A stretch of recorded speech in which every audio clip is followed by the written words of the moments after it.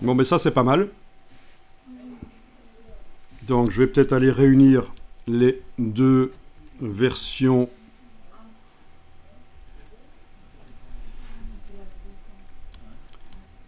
La version épaissie,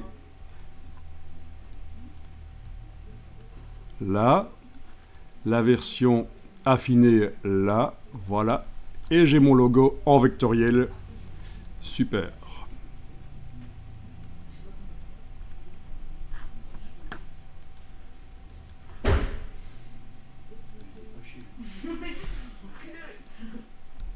Alors, pour la suite, voilà ce que vous allez pouvoir faire. Il va falloir obtenir cet effet. Ah, apparemment, on a oublié une partie ici. Non, on n'a pas oublié, ça va, tout va bien. Il va falloir obtenir cet effet où vous avez un effet de négatif, en fait. Voilà. Et alors, il y a un petit problème avec le centre du A ici que je vais régler. Voilà.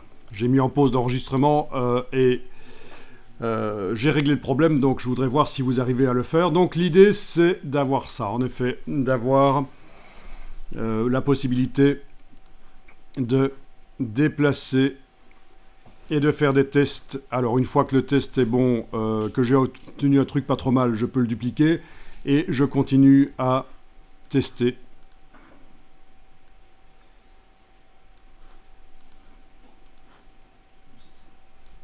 Waouh. Voilà, on fait des tests pour cet effet de négatif, là où ça se superpose. Donc au départ de votre logo correct, et je vous rappelle que j'ai pris en fait la version épaisse ici, la version fine là, ça c'est mon logo. Au départ de ça, il faut le superposer sur cette simili montagne en fait, voilà, vite fait, hein. Mais enfin, pour arriver à la faire, c'est déjà pas si évident nécessairement. Et tester différentes versions. Dans celle de gauche, c'est Sacrée Montagne, et dans celle de droite, c'est Sacrée Montagne aussi. Donc là, dans ce cas-ci, j'ai inversé les mots. J'ai peut-être intérêt à faire le mot montagne plus au-dessus. Ce n'est pas si évident que ça de faire cet effet-là.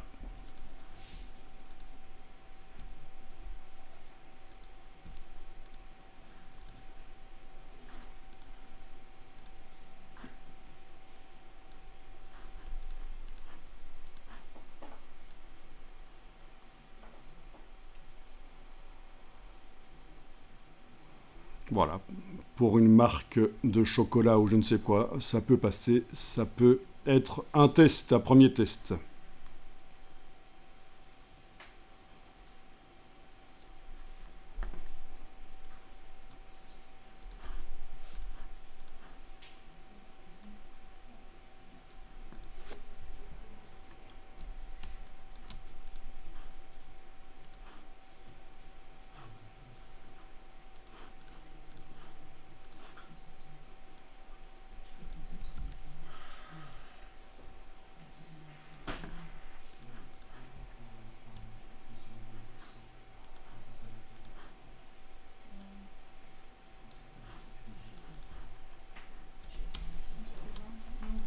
Voilà, quand un logo fonctionne donc en version noir et blanc, on peut tester les versions couleur, mais en général, on dit qu'un logo doit fonctionner en noir et blanc.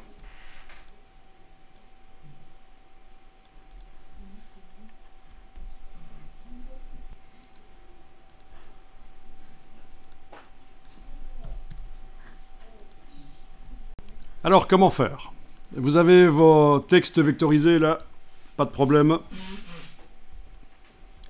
Bon, je vais le faire sur une copie parce que sinon, je risque de devoir recommencer à nouveau l'association de ces deux mots. Bien.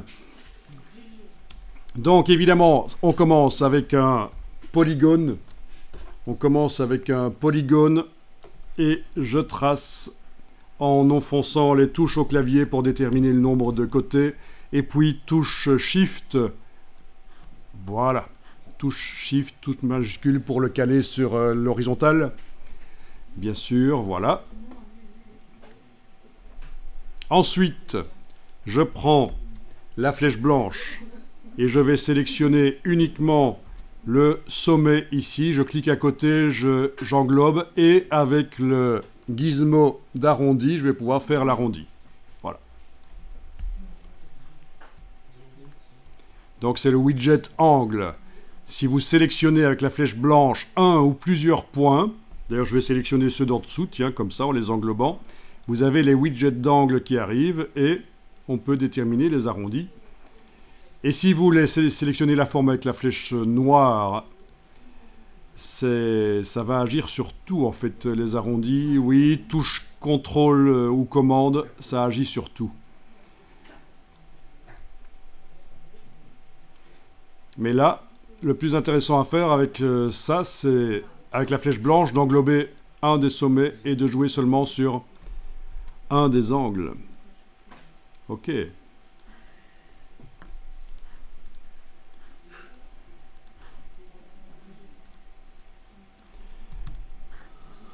Alors pour obtenir l'effet de texte qui passe en négatif, tu as testé avec quelque chose, Martin?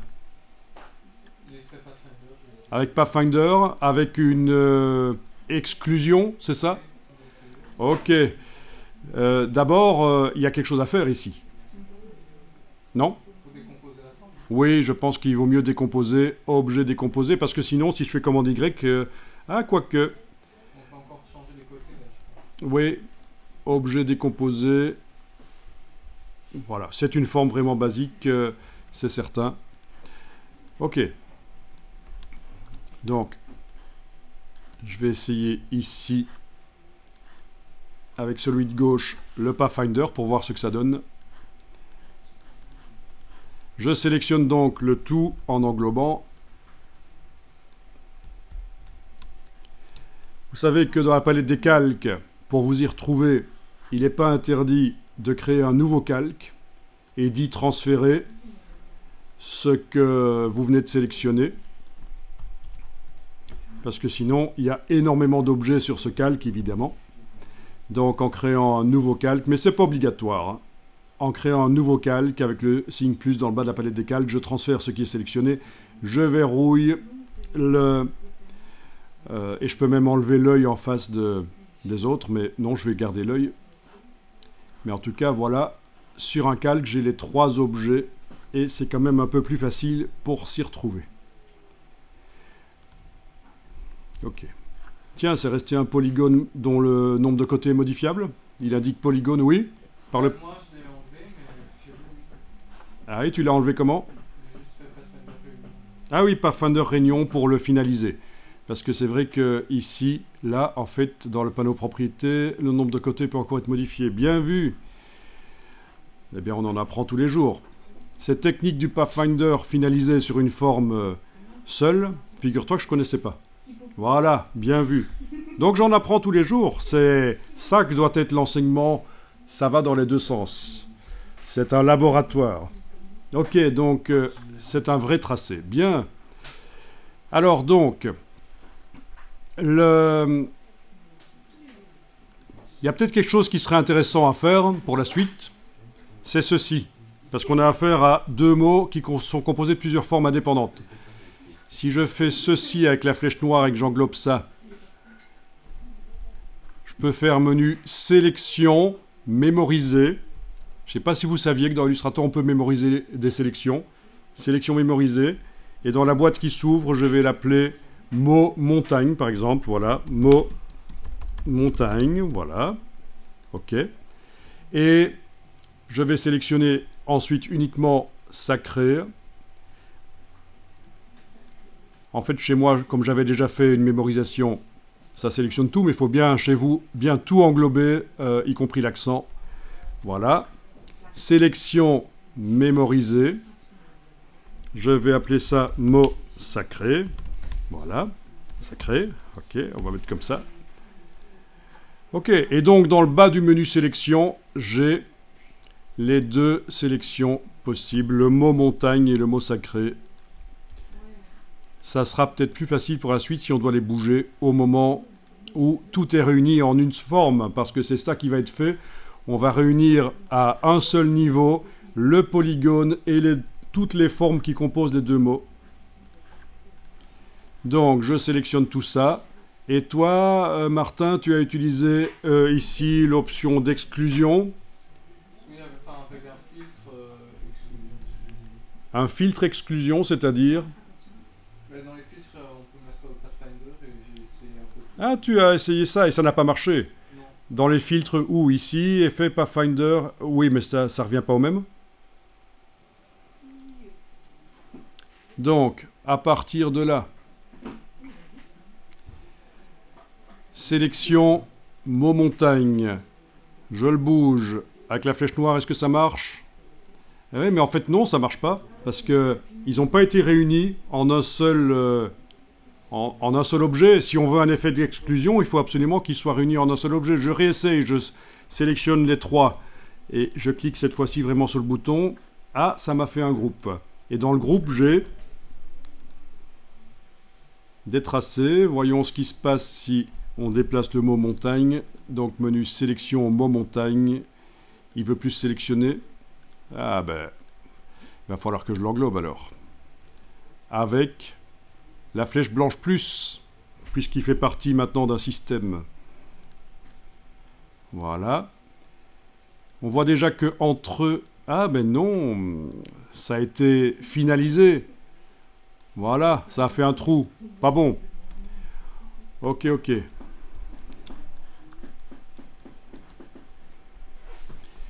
Donc, moi, j'ai utilisé une autre méthode, en fait. Donc, je vais déverrouiller le calque d'en dessous, créer un nouveau calque, sélectionner ces choses-là, transférer sur le nouveau calque, verrouiller les autres calques. Voilà. Donc, la technique que j'ai utilisée, c'est l'ancienne technique, avant que le Pathfinder existe, quand on voulait faire de l'exclusion, c'est objet tracé transparent créé. Objet tracé transparent créé. Donc la montagne et les deux mots sont sélectionnés. Objet tracé transparent créé. Je vais voir ce qui se passe quand je déplace le mot montagne à l'endroit de la montagne. C'est parfait. On a le T qui n'apparaît pas en exclusion. Mais c'est pas grave. Tiens, je vais peut-être mémoriser cette sélection. Sélection, mémoriser la sélection. Mot montagne 2, je vais mettre, voilà. Je vais sélectionner aussi le mot du dessus. Sélection, mémoriser.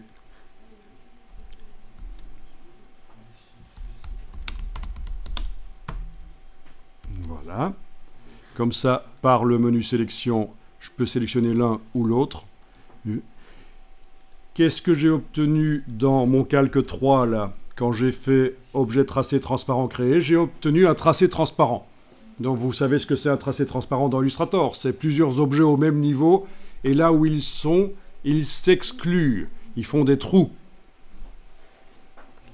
Typiquement, quand on a vectorisé le texte, là où il y avait des trous dans les caractères, c'est un système d'exclusion qui fait ça.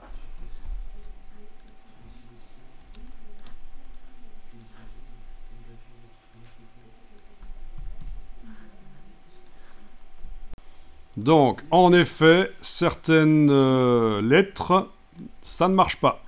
Ça, c'est habituel quand on fait un système d'exclusion comme ça. C'est une exclusion pair-impair qu'on dit. C'est odd-even en anglais. C'est pair-impair. Et donc, il y a certaines des formes qui peuvent ne pas fonctionner. Si on fait une exclusion entre deux formes, ça fonctionne à chaque fois, mais à partir du moment où il y a une troisième forme qui entre en jeu, ça peut foirer. Donc comment faire? Eh bien voilà l'astuce. Je vais ici faire commande Y, cliquer à côté de tout, et avec la flèche blanche plus, aller sélectionner uniquement la forme qui pose problème. Et puis je vais aller dans les options d'objet, menu fenêtre, options d'objet.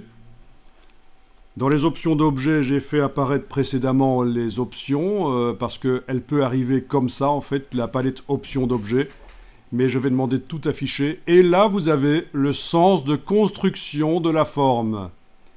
C'est pas vous qui l'avez construite, mais elle a quand même un sens de construction. Je vais ici faire commande Y pour faire réapparaître, et pour voir qu'on a réellement un problème avec ce T. Et si je change ici le sens de construction de la forme, elle fait un trou. Et c'est vraiment un trou, parce que si je mets une autre forme derrière, évidemment, on va voir que ça n'est pas bêtement du blanc, c'est un trou, ce qui sera utile pour le packaging, et bien sûr, quand on devra faire le logo en brillant, par exemple, sur un packaging ou des choses comme ça. Objet disposition arrière-plan, voilà. Objet verrouillé, sélection, voilà. On voit bien qu'on a affaire à des trous. Donc pour chaque caractère qui pose problème, il va falloir inverser, ou chaque portion de caractère, ça peut être un trou dans un caractère, il va falloir inverser le sens de construction du tracé. Voilà une bonne astuce quand vous faites ce genre de choses. Alors, si je mets le mot sacré à l'endroit de la montagne, enfin de mon triangle bizarre là, en forme de cuperton foireux, il ne fait pas du tout d'exclusion, alors que pourtant il est au même... mais il est dans l'objet. Et donc là, je suis mal. Je vais faire commande Y. Je vais cliquer à côté pour désactiver. Je vais cliquer sur le bord du caractère ici, inverser. Voilà. Ensuite, il va falloir que je le fasse pour ici, inverser. Pour là, inverser, mais dans l'autre sens en fait. Voilà. Ici, inverser. Ici, inverser. Voilà. Ici, inversé. Celui-là, inversé, mais dans l'autre sens. Ben oui. Inversé. Inversé. Voilà. Heureusement que ce n'était pas un long texte. Et si je fais commande Y, ça fonctionne. Ah, j'ai oublié l'accent. Il faut que j'inverse aussi l'accent. Voilà. Commande Y. Et voilà. Ça marche. Sélection, mot sacré, il se sélectionne. Et je peux le bouger et faire des tests. Voilà, voilà.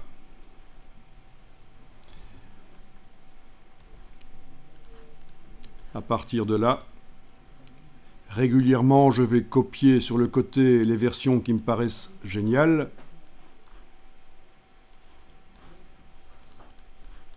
J'ai pas dit que je suis génial, hein. J'ai juste suggéré. Ok. Et puis alors, voilà, sélection, mot sacré, transformation manuelle, et on fait des tests. Voilà. Et vous savez que si les petits points vous empêchent de bien voir ce que vous faites, vous pouvez temporairement demander affichage, masquer le contour de sélection, et donc ça reste sélectionné et vous voyez mieux ce que vous êtes en train de faire. Affichage, il ne faut pas oublier de réafficher le contour de sélection, sinon vous n'allez pas comprendre pourquoi vos objets ne se sélectionnent pas par la suite. Voilà. Donc c'était pas si évident ça. On a dû avoir recours bizarrement à une ancienne technique Illustrator. Heureusement que chez Adobe, ils gardent les anciennes méthodes objet tracé transparent créé, l'ancêtre du Pathfinder, exclusion.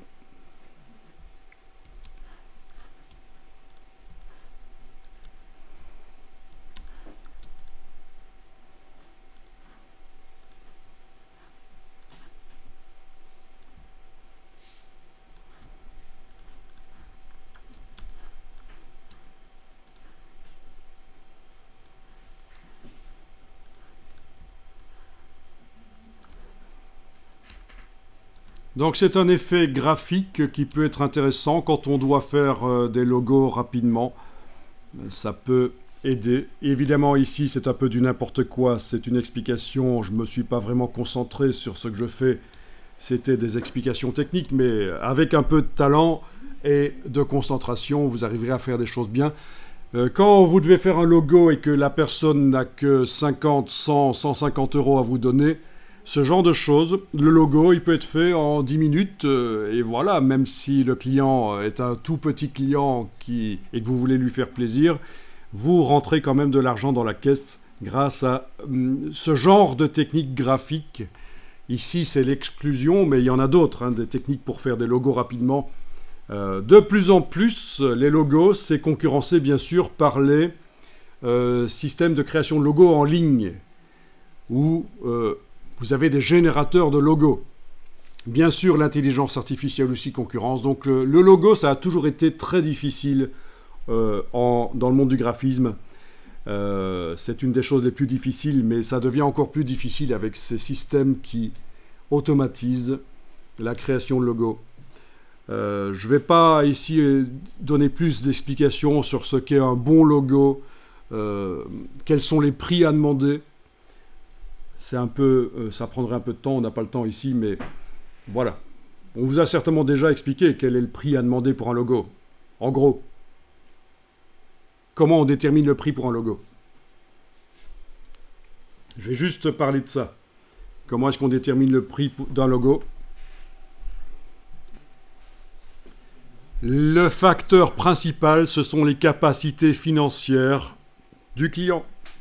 Vous n'allez pas facturer la même chose à un logo, la même chose à un petit commerçant qu'à une entreprise régionale, qu'à une entreprise plus grande. Donc les capacités financières, bizarrement, dans le cas d'un logo, c'est ça qui est déterminant. Et bien sûr, les grandes entreprises ne font pas appel à des graphistes indépendants quand elles sont grandes, hein, je ne parle pas de start-up, elles font appel à des agences de publicité. Donc, voilà. Vous, en tant que graphiste indépendant, si vous n'êtes pas intégré à une agence, vous n'aurez pas de demande pour des logos, pour des très grandes entreprises, pour des très grands projets, normalement.